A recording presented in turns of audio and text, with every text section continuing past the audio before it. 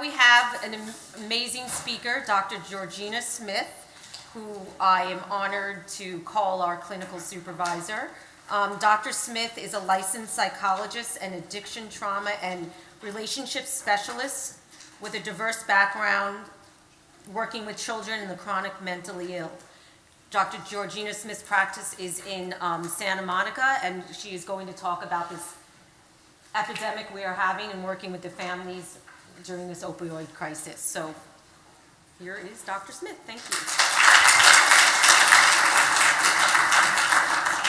Hi, everybody. I'm Georgina. So you know when you're out singing karaoke? Just go with me on this.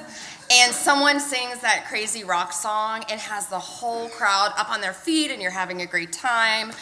And then that person gets up and sings a sad, sad song, like a ballad like Celine Dion. In this context, I'm the sad song. So, I mean, I have to follow Dr. Grant. Where is he? Did he leave? He left. I'm going to text him. So anyway, amazing. And, I couldn't help but think what a segue into, and then we numb the pain when we think about living in such disconnection in the technology. So there's going to be a lot of information. I'm not going to fit it all in. I kind of have to apologize, similar to Dr. Grant, in that anything we don't get to, I will post on my website. I'll give you all that information, or you can email me, text me, call me. So this is my first time doing this talk. I just finished writing it like a minute ago. I really quickly realized as I was writing it that I had weeks upon weeks of material, and I didn't know what to do. I kind of got in too deep. Every day as I wrote this and researched this, a new article would come up, a new statistic would come up. And I was like, I wanted to include it all. And, so I really I got excited and I thought, okay, today we're going to talk about the opioid epidemic. We're going to talk about the cultural divide that minorities face. We're going to talk about the impact on foster care. We're going to talk about criminalization, public health policy, the need for prescription practicing reform. Then we're going to talk about families and prevention strategies and intervention strategies. Then I remembered I had 45 minutes. So case in point, we'll get to what we can. My goal in today is really beginning a conversation and starting to address these issues and the systemic reaches so that we can, on a micro and a macro level, so that we can better work with families. I firmly believe that for those of you in the room who are clinicians, we're going to be better equipped when we truly have a more systemic understanding of what this epidemic is to then get into the mud of all the clinical work with the families. And at the end of this talk, I have some more clinical work I did with families where I came up with 4 archetypes of families that we see in addiction treatment, the parallel attachment styles. So we'll get to that soon. So how did I become impassioned to talk about the opioid epidemic today? I am a foster adopt parent, and I have 2 children at home. And my 2.5-year-old son, who I was placed with at 2 days old, went through an opiate withdrawal. And when he's doing great. He's doing great. When he was about 2 years old, I got a phone call. And they said, Mom had another baby, his baby sister. Will you take her? To which I thought, I just started sleeping. How am I going to do this? And then I said yes. Because I didn't think, how can I do this? I thought, how can I not do this? She's now 8 months old. And she's doing well, but I went to the NICU and watched that child scream from an opiate withdrawal and vomit. And it changed something in me. You see that and you just changes something in you. So I thought about I've met the birth parents and I care about their story and whatever they went through that got them to where they are, this situation. So this is the epidemic that we're in. So we're going to start with some pretty staggering statistics and let this sink in for a second. Overdoses are now the leading cause of death of Americans under the age of 50 years old. During a 5-year period ending in 2013, a single drug company had shipped more than 60 million doses of hydrocodone, Vicodin, into a state with fewer than 1 million working age adults. Public health officials have now called the current opioid epidemic the worst drug crisis in American history, killing more than 33,000 people. In 2015, overdose deaths were nearly equal to the number of deaths from car crashes. In 2015, for the first time, deaths from heroin alone surpassed gun homicides. From 2007 and 2012, drug wholesalers shipped to West Virginia 780 million pills of hydrocodone, Vicodin, and oxycodone, OxyContin. That was enough to give each resident 433 pills. Now bear in mind, that's each resident. That's not each person with a prescription presenting with pain.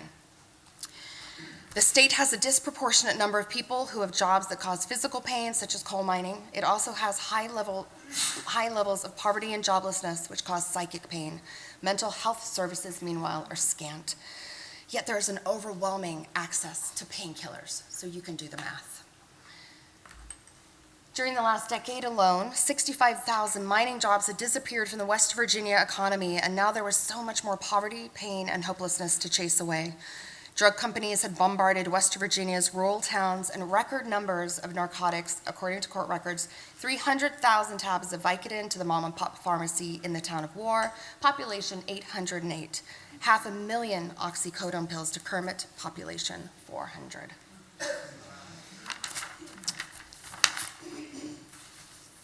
You know, we are a country that is in pain, and people are not dealing with the pain.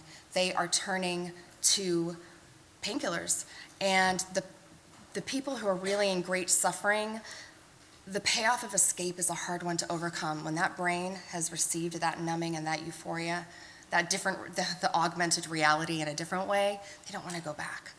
We see in the news almost daily, you've seen them, I'm sure, the pictures of kids in the back seat of cars and they can't wake their parents up because they've overdosed. This is happening every day, everywhere. So how does it begin? With one prescription. And it doesn't discriminate. It's the small town steel mill worker, it's the housewife, it's the college student, it's the homeless and mentally ill, it's the business executive, it's the PTA mom. So again, when we come to working with families, we think we have to bump up against a lot of denial, especially around the opioid epidemic, of the belief that, well, it's a prescription, so this is an addiction, a doctor gave it to me. Many think they are immune to the opioid epidemic. They may think, well, we have a happy family, we're educated, we have low stressors, my child has good friends. She's at the lowest risk to end up using heroin. Again, it begins with one surgery, one accident, one prescription. So let's look at some risk factors.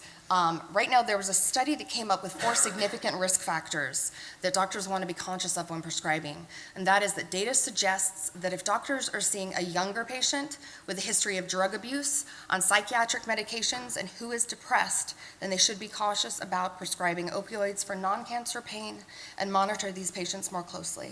Some more contextual risk factors are in relationships. Risk factors would include parents who use drugs and alcohol, or who suffer from mental illness and child abuse and maltreatment. In communities, risk factors would include neighborhood poverty and violence, and in society, risk factors can include norms and laws favorable to substance use, as well as racism and a lack of economic opportunity.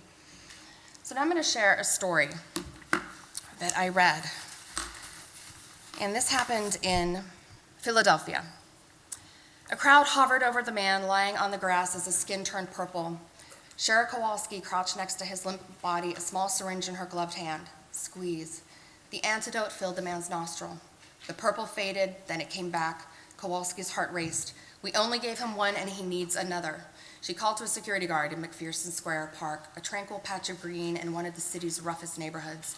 He's dying, said a bystander, piling on as tension mounted around lunchtime one recent weekday. Where's the ambulance? Another woman begged. Squeeze. Kowalski dropped the second syringe and put her palm on the man's sternum. Need, need, need. Nothing. She switched to knuckles. Need, need, need. Then a sound like a breath.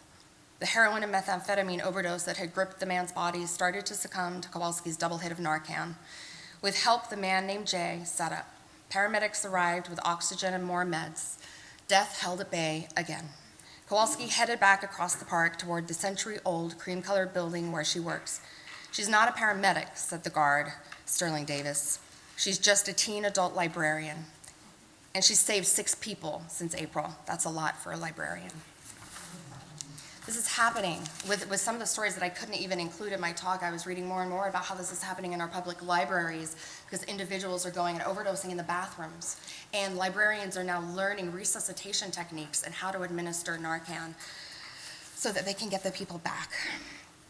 So let's go back to basics. Some of this I'm going to skip over just for the sake of time and not to completely pull you into to academia here. But back to basics. What are opioids? They're a class of drug which includes legal prescription pain relievers such as oxycodone, hydrocodone, codeine, morphine, and fentanyl, as well as illicit drugs such as heroin. They work by reducing the prescription of pain, producing a sense of euphoria, relief of pain, and an overwhelming sense of well-being. When opioids are introduced to the body by ingestion, inhalation, or injection, they enter the bloodstream and make their way to the brain, where they activate the reward center of the brain, which is hardwired to remember the action that leads to the feelings of pleasure and to seek that action again. Over time, as the brain becomes less sensitive to the effects of opioids, the body requires more and more opioids to achieve the desired feelings of pleasure and pain relief. And so just important to note, because you may wonder, well, why are we using the term opioid and not opiate? Opiates are drugs derived from opium, and the term opioid now refers to the entire family of natural, synthetic, and semi-synthetic opiates. So let's look at some more facts. Drug overdose deaths and opioid-involved deaths continue to increase in our country. The majority of drug overdose deaths involve an opioid. Since 1999, the number of overdose deaths involving opioids quadrupled. 91 Americans die every day from an opioid overdose. So how do we get here? There's an argument that it's rooted in 2 events. One, the introduction in 1996 of OxyContin, an extended-release high-dose opioid, and a 2001 report on pain treatment that led to an increase in the number of opioid prescriptions in the U.S., and the increase in prescriptions for this particular high-dose opioid helped to introduce an unprecedented amount of prescription drugs into the marketplace, generating a whole new population of opioid users. And looking more at what are the causes for this epidemic, again, prescriptions quadrupled in our country between 1999 and 2014. And in 2012, in Mississippi, 120 painkiller prescriptions were written per 100 people, giving Mississippi some of the highest prescription rates for painkillers in the nation. And this is how it starts, and this is what we want to educate families about, which is it may start with prescription for painkillers after surgery, after an injury. Over time, it may evolve into borrowing, buying, or stealing pain pills from friends, relatives, or strangers. But when prescription opioids become harder and harder to find or too expensive to purchase, the path of opioid addiction often takes a darker turn toward illegal opioids such as heroin and fentanyl that are less expensive and often easier to get on the street. Drug overdose deaths nearly tripled during 1999 to 2014, and during 2013 to 2014, deaths associated with the most commonly prescribed opioids continued to increase slightly. So we're going to skip some of these statistics here. This was an interesting fact that I came across, which is nearly 80% of heroin users report having become addicted to prescription pain medications first, while just 3.6% had a history of heroin use before beginning prescription pain medications. And that, again, we're going to talk a little bit more later about stigma and shame, and it's facts like this that really are going to help a family understand that the road to their child using heroin doesn't look like they think it may look around the stigma of some of the drug using culture. Let's look at some of the effects of opioid use. So there are 3 primary effects: analgesia, pain relief, sedation, and euphoria. And patients experience the 3 differently depending on their reasons for using the drug. Dependence is partially defined as having withdrawal symptoms when the drug is stopped and can lead to a state of addiction where there is compulsive use of the drug for a state other than pain relief, such as euphoria. The compulsion becomes so consuming that the addict's life centers around seeking and obtaining the drug, using it, withdrawing from it, and seeking it again, to the neglect of all other aspects of life. And Just really quick, again, for the purpose of time, when we talk about use versus abuse versus dependence, which I'm sure most of you are familiar with, use is typically going to define the normal use of a substance, taking medication as prescribed, drinking normally without negative consequence. Abuse may start looking like binge drinking on a weekend, pushing the boundaries of why you're taking the pills, how many you're taking. Dependence is when you're starting to get the physiological withdrawal from whatever you are using, and you begin to get into a state of addiction where you're going to be seeking it, again, at the cost of everything else. So, and there's actually another story. So I had a relative that had surgery recently on her foot, and I was in the midst of writing this, and I'd been talking to her about this, and she was given, for when she got home out of the surgery, she'd been given 40 pills, 40 Lortab pills, and she took 4 over the time as prescribed. And didn't need the rest. She was able to manage the rest of her pain with ibuprofen. And we talked about kind of what that would have looked like. This is someone with no addiction history, but how many people get that amount of pills who maybe don't need them, but don't know they don't need them? They keep taking them. It's from a doctor. And then they're left, for when you don't take them, they're left in your medicine cabinet. So we're also going to talk about the disposal, the proper disposal of medications. So imagine this. Okay. A patient who has been prescribed Vicodin after back surgery might need fewer pills after a while to manage their pain, but they're scared to tell their doctor that. What if the pain comes back? So I'm just going to hold on to them for a little bit. But then what happens? You know what? They have a stressful day at work. They get a headache. They come home. They see the Vicodin in the medicine cabinet. They're like, you know what? I'll just take a couple. I'm prescribed them. I didn't take them all, so what's the problem? The headache goes away, but more than that, the stress goes away. So the next day, it gets easier and easier to take one more. And before they know it, they're in a state of addiction. Was it their plan to become addicted? Of course not. Eventually, the prescription stopped, but the addiction did not. And many of these patients either begin to doctor shop or they turn to illegally obtained drugs, such as heroin. And why? Heroin is cheap. A single 80 milligram OxyContin pill can cost between $60 and $100 on the street, compared to $45 to $60 for a single purchase of multiple doses of heroin. Heroin also has a larger effect depending on the purity and method of ingestion, and doesn't have the ceiling effect that controlled prescriptions have.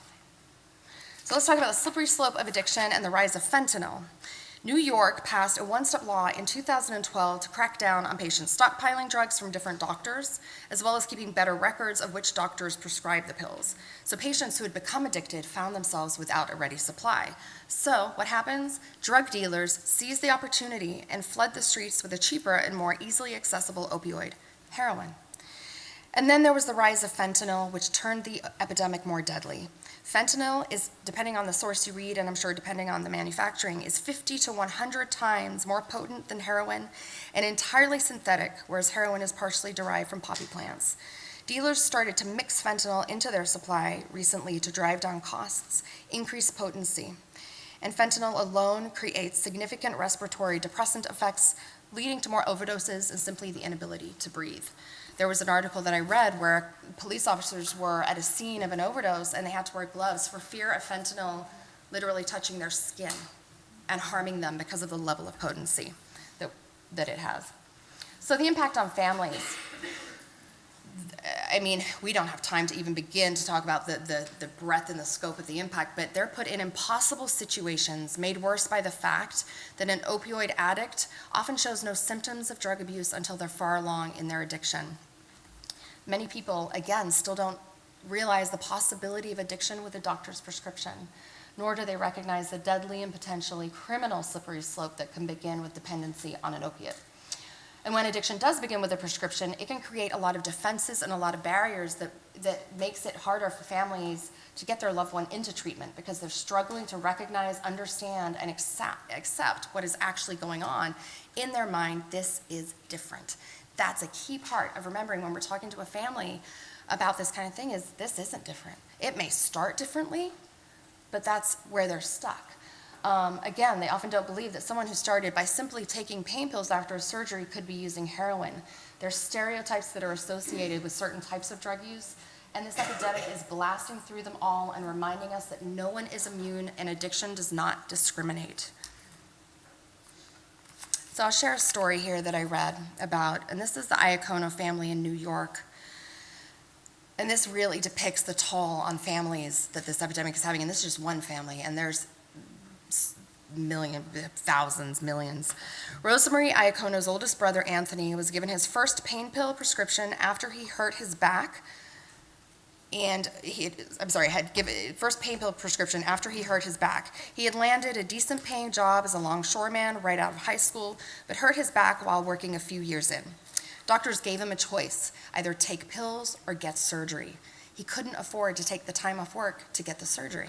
He didn't have the resources. So he took the pills, he got addicted, he fatally overdosed at the age of 29 in 2012. A year later, his brother Raymond had his 20th overdose and died at 26, leaving 3 other brothers fighting addiction and their sister the only sober one in the family. A quote from their sister Rosemary, who's 26 years old. In 2 years, I lost the most important people in my life. They never even got to live.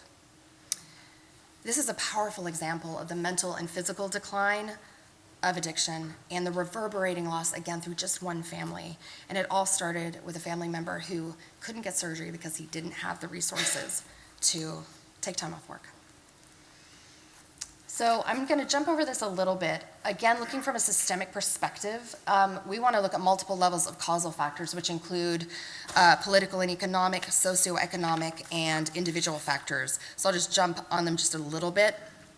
The FDA, so political and economic would include things such as the FDA's approval of longer-acting opioids, poorly connected nationwide tracking systems, and so forth. Socioeconomic and structural factors include level of education, accessibility and availability of prescription pain medication, community population size, healthcare availability, and healthcare structure.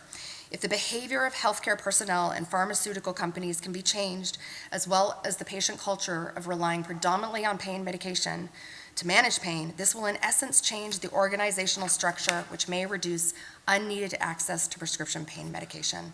Individual factors would include things such as age, developmental stage, and what was interesting that I read is also this underestimated awareness that individuals can have that they can actually get addicted or overdose. And part of that is that they're not being told enough by their doctors the dangers of what they're taking, something that we need to change. So we have to help families become more aware of prescription practices and the likelihood of addiction. And this gave very specific information, which is the likelihood of chronic opioid use. A study was done that showed the likelihood of chronic opioid use increased with each additional day of medication supplied, starting with the 3rd day, with the sharpest increases in chronic opioid use observed after the 5th and 31st day of therapy, the second prescription or refill, 700 morphine milligram equivalents, cumulative dose, and an initial 10 or 30-day supply. So it's also important to help families become aware of the harmful mental reaches of criminalization and the barriers to treatment and the understanding it creates. So this was a quote from when President Obama was in office, which is, "What has made it previously difficult to emphasize treatment over criminal justice?" Obama said, "It is the problem that was because the problem was identified as poor, minority, and as a consequence. The thinking was it's often a character flaw in those individuals who live in those communities, and it's not our problem they're being locked up. One thing that's changed in this opioid debate is that it reaches everybody. So because it's having an impact on so many people, we're seeing a bipartisan interest in addressing this problem, not just thinking in terms of criminalization or incarceration, which unfortunately has been our response to the disease of addiction. This is a public health crisis, not a crime wave." And now we're going to talk briefly about the children of the opioid crisis. After declining for several years, the number of children in foster care jumped 8% nationally to 428,000 between 2012 and 2015. 5 states in particular stood out: Arizona, Florida, Georgia, Indiana, and Minnesota. And of course, as always is the case, children are the casualties of poor adult choices. In this quote, it's funny, something didn't sit right with me about it, and I want to add of adult suffering, because as much as things seem like choices sometimes, it may not always feel that way. Ultimately, this epidemic creates an entire new generation of foster youth. If past numbers are any indicator, these children are at greater risk of becoming the next generation of opiate abusers, a vicious cycle. So we'll talk about another family. The Pulliam family. Let's see here. So Zane Pulliam, 17 years old. They've been anxiously monitoring a line with him for the past year and a half, ever since both of his parents died of heroin overdoses in April 2015. His parents had become two of the record 33,091 people to die of opioid overdoses that year in a national crisis that has been the worst in all of rural West Virginia, where health officials estimate that overdose rates are now 8 to 10 times higher than the national average. So 3 of the most recent opiate orphans now live with their grandmother in a small house in South Charleston. Zoe, 10, who believed that her parents had died in their sleep. Ariana, 13, who has just started to wear her mother's old makeup. And Zane, 17, who was the one to discover his parents that morning on their bedroom floor and whose grades have begun to drop ever since. And as I read that again, I've read it so many times, and the level of the trauma that these children are experiencing is immeasurable, and what has happened to them and what they're going to be dealing with the rest of their lives. Middle-aged white men in this part of the country have lost a full year of life expectancy during the past 2 decades. Middle-aged white women have lost more than 2 years. The opioid epidemic has essentially wiped out an entire generation of health advances, and now West Virginia has begun to focus more of its resources on prevention and preservation. And now, again, I apologize for the heavy laden text here, and that these are such huge topics that I guess each one is a conference. So I hate to sort of just not do them full justice, but we're just having to spend a little bit of time. Minority factor, families and addiction. The stigma of addiction is one factor. Contending with shame and the real or imagined judgment of others is hard for any family. Addiction also brings with it the baggage of long association with criminality, unemployment, and violence, characteristics that have been stereotypically attributed to Blacks, Latinos, and immigrants. I am a Black person, said Dr. Helena Hansen, a New York University psychiatrist and anthropologist who researches addiction and race. And if I were to die of an opioid overdose, my mother would not say anything about my overdose death because she is working against stereotypes of Black women as addicts and sex workers. Silence kills, and stigma creates silence. Families don't know what to say or do. They don't want jobs or reputations to be threatened. And for minority families, this is a greater reality. These families especially need to know that they will be helped.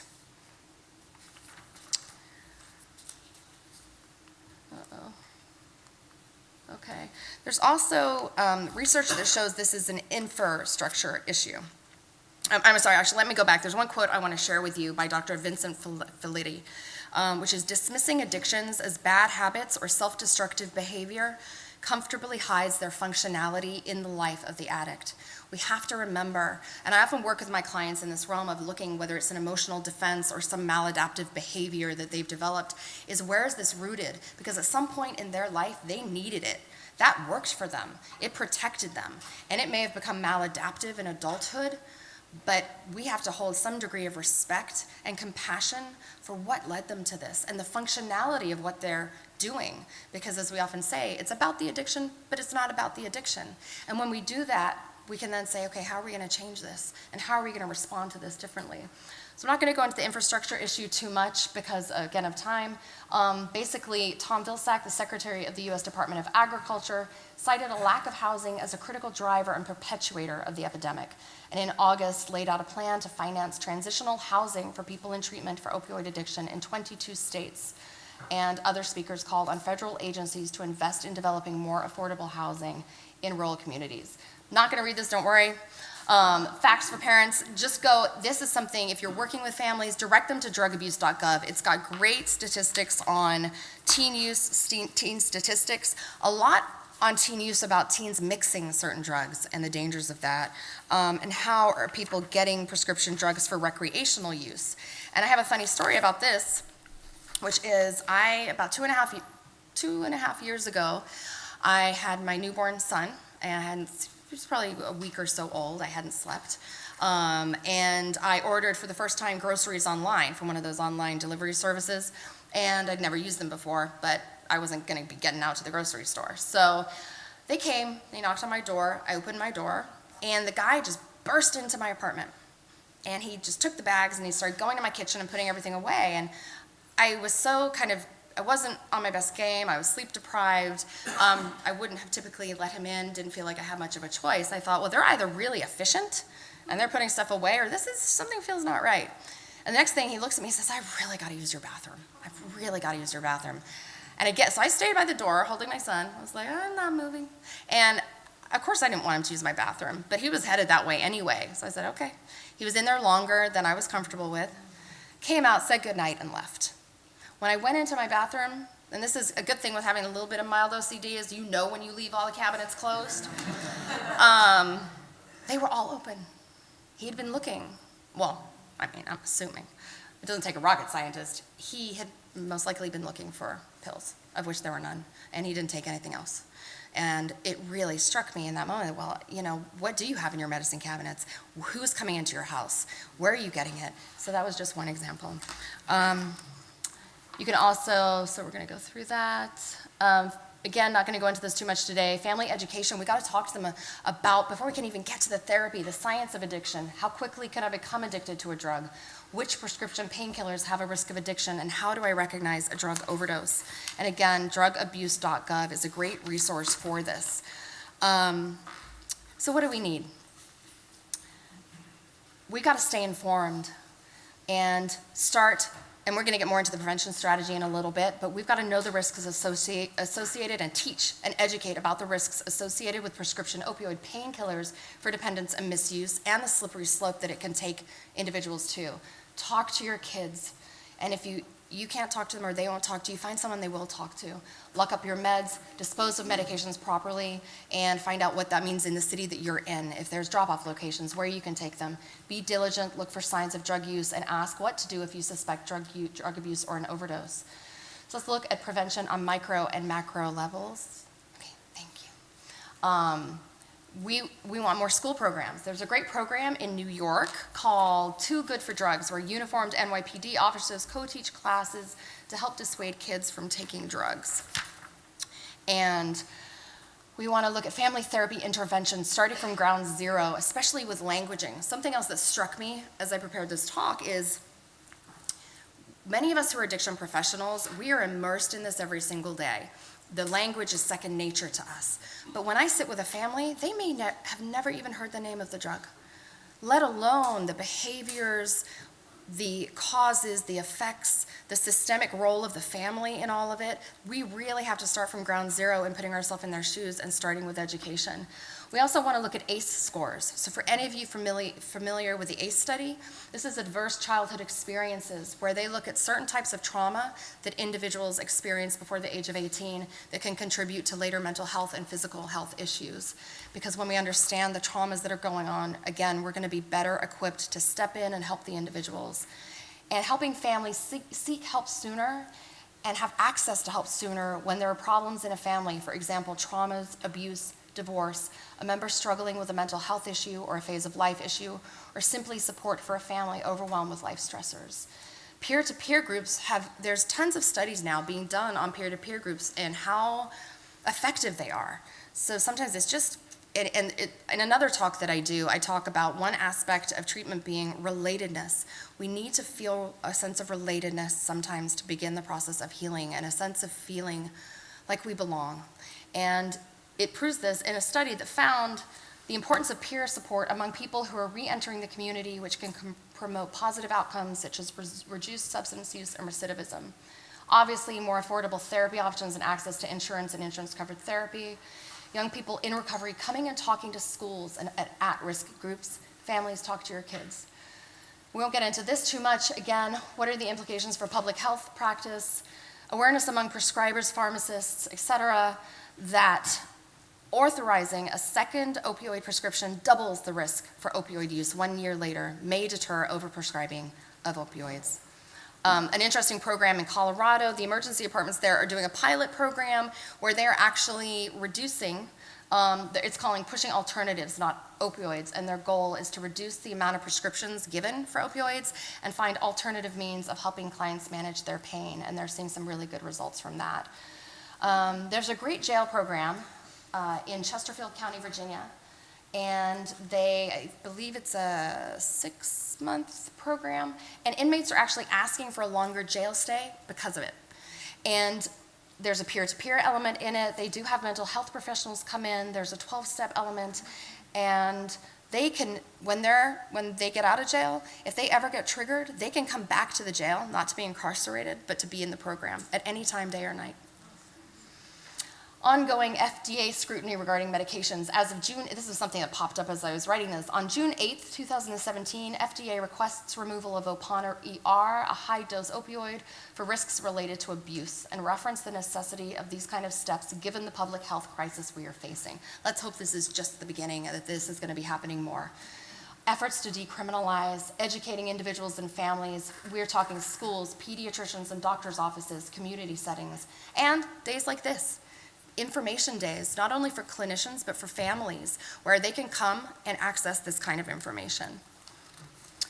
So how do we look at intervention and treatment on a micro and a macro level? There's a case that I have where, and I'll change the identifying information, but we're working with a girl who's had multiple relapses on opioids, multiple treatments, who's finally been through treatment, is in sober living, participated in an intensive outpatient program, has a sponsor, is working with a coach, is in therapy twice a week, and we're doing a family component as well. And they're working on job placement, everything in a really holistic way to help this person on their recovery journey. But what was the most fascinating part is the family, they've come so far, but they didn't have any knowledge. So every time she lied and said, no, I just need this, or I'm just gonna, I wasn't really there, I was over here. They were like, well, that's what she said, it's true. They wouldn't lie to me. We've had to start from the ground zero with helping this family understand addiction, the nature of addiction, the behaviors, enmeshment, boundaries, their roles, and restructuring the family system. And it's hard because we have to have empathy that the family's in fear. They're terrified. And if someone, I kind of put myself in their shoes and I thought, well, gosh, if someone came and said, well, this is what you need to do, step back, we're doing this, and it's your child, something in you can rise up and fight that. And it's not because you don't want them to get well, but it's a terrifying prospect and you don't trust that, well, wait, but if I draw that boundary, what if they die? What if that tough love and kills them? And we have to educate on what that's really about and create space and empathy for the fear that they're going through. And I know we're getting close on time, but I'm going to talk a little bit about the clinical piece there in a minute. Exit care and after planning, so key. When I worked in treatment, I learned for 6 years, I learned that the exit plan, I could tell if a client was going to relapse. I just learned by the way they filled out the exit plan, 95% of the time. And if they had no fear and it was kind of haphazard and they were like, yeah, I'm good, I got places, I have appointments, haven't really made any of the calls, but this is what I'm doing, and it was sort of half filled out, we got some problems. Or there were the clients that acknowledged fear, ambivalence, and had worked on every part, had called and made that appointment before they ever stepped out the door for their aftercare, and that's when we're like, okay, there's some hope here. Doesn't mean they're immune to relapse, but there's some hope. And so exit and aftercare planning is a critical part of treatment because we're looking at how are you going to restructure your life? You can have all the knowledge in the world. It does no good if there's not a lifestyle change and some meaning in your life and some connection in your life, in your recovery. And that goes for the family as well, in really helping them understand their roles and how these boundaries are going to be followed through with for the family. Okay, let's see. This sums it up. There's an urgent need for a multifaceted, collaborative public health and law enforcement approach to the opioid epidemic, including implementing the guideline for prescribing opioids for chronic pain, improving access to and use of prescription drug monitoring programs, expanding naloxone, Narcan distribution, enhancing opioid use disorder treatment capacity, and linkage into treatment, including medication-assisted treatment, implementing harm reduction approaches such as syringe services program, and supporting law enforcement strategies to reduce the illicit drug supply. This is a lawsuit against Big Pharma. More of these are happening. We're going to skip this for right now. And arguments for injection sites where there's offered also a treatment offered. They're arguing that's better than criminalizing because we cannot arrest our way out of this. Helping families on the road to recovery. Individuals with addiction need long-term support, long-term transitional housing, and the families need to be connected with Al-Anon and their own support because all of the initial medication-assisted therapies, detox and stabilization are short-term. The brain needs significant time to repair and major lifestyle factors need to change. And again, families need their own programs, learning about boundaries and role changes to recover and heal from the cracks that the addiction creates in the family system. And now I'm going to write, and some of you may be familiar with this, but this is a letter, an open letter from an addict to their family. Dear mom, dad, husband, wife, son, daughter, I'm an addict, I need your help. Don't lecture, blame, or scold me. You wouldn't be angry at me for having diabetes. Alcoholism or addiction is a disease too. Don't pour out my liquor, it's just a waste because I can always find ways of getting more. Don't let me provoke your anger. If you attack me verbally or physically, you will only confirm my bad opinion of myself. I hate myself enough already. Don't let your love and anxiety for me lead you into doing what I ought to do for myself. If you assume my responsibilities, you make my failure to assume them permanent. My sense of guilt will be increased and you will feel resentful.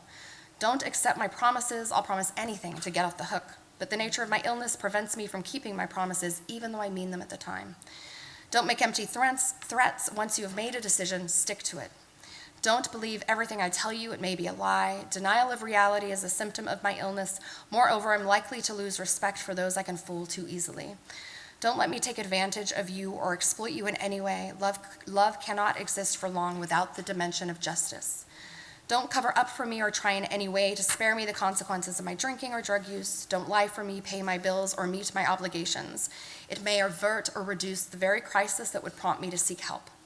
I can continue to deny that I have a drinking problem as long as you provide an automatic escape for the consequences of my drinking.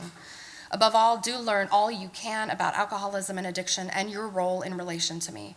Go to open AA meetings when you can, attend Al-Anon meetings regularly, read the literature, and keep in touch with Al-Anon members. They're the people who can help you see the whole situation clearly. I love you, your addict. And I know, where are we on time? 5? Okay, we're wrapping it up. Hope you're all still awake. Okay, so family programs in rehab and what they require. This is something important that can be helpful to go over families with. They get nervous and they want to know, well, if I'm going to this family week for my daughter or son who's in treatment, what are they going to ask of me? It's typically addiction education, relapse prevention education, codependency enabling and enmeshment education, support with defining and setting healthy boundaries, learning differences between what support is versus enabling. Support is doing something for someone when they can't do it for themselves. Enabling is doing something for someone when they can. So, where are we? Referrals to Al-Anon meetings and possibly family zone individual therapies, communication strategies, and therapy around emotional upheaval, anger, pain, resentment, underlying issues, and addressing family system roles, communication, past and current traumas, grief, and needs for change and family restructuring. And finally, this is the 4, there are 2 last things that I'll put on my website because I don't have time to go in it, and again, this is a whole other conference. There were, over the 6 years I worked with families in treatment, I created 4 archetypes of families that I saw. And I didn't realize it at first, but they paralleled attachment styles. And what was important for me in doing this, and it kind of just all happened by accident. My intent wasn't to study it. It just it was a very organic process because of the intense interactions I would have with family and the countertransference it would create for me. And I want to be very clear that these family patterns or dynamics are often founded in fear, pain, guilt, and shame, and out of a desperate attempt to manage these impossible feelings and try and control an out-of-control, painful situation. So there's no judgment in these labels, if you will. 1 is the angry saboteur. This parallels disorganized attachment style. 2 is the resistant pleaser, parallels anxious, resistant, or ambivalent attachment style. 3, the avoider, parallels avoidant attachment style. And 4, the emotive listener and communicator, which parallels secure attachment style. And what I won't have time to go into today is I came up with or kind of gave more of a clinical breakdown and little case vignettes of what that looks like in real time when you're working with a family, and then how we as clinicians guide our interventions to best create openness and rapport and have the family be able to be present and actually receive something from the treatment. So again, we don't unfortunately have time to get more into that today. And lastly, and I will put this on my website as well, 5 things that families can do to support their teenager at the levels of prevention, intervention and treatment, and maintenance and aftercare. And in wrapping up, I just wanted to end with a quote that I found for today. And this goes out to everyone who has ever suffered from addiction, is suffering from addiction, and who is caught in the devastation of this opioid epidemic right now. And this is a quote by Ayn Rand. Do not let your fire go out, spark by irreplaceable spark, in the hopeless swamps of the not quite, the not yet, and the not at all. Do not let the hero in your soul perish in lonely frustration for the life you deserved and have never been able to reach. The world you desire can be won. It exists, it is real, it is possible, it is yours. Thank you.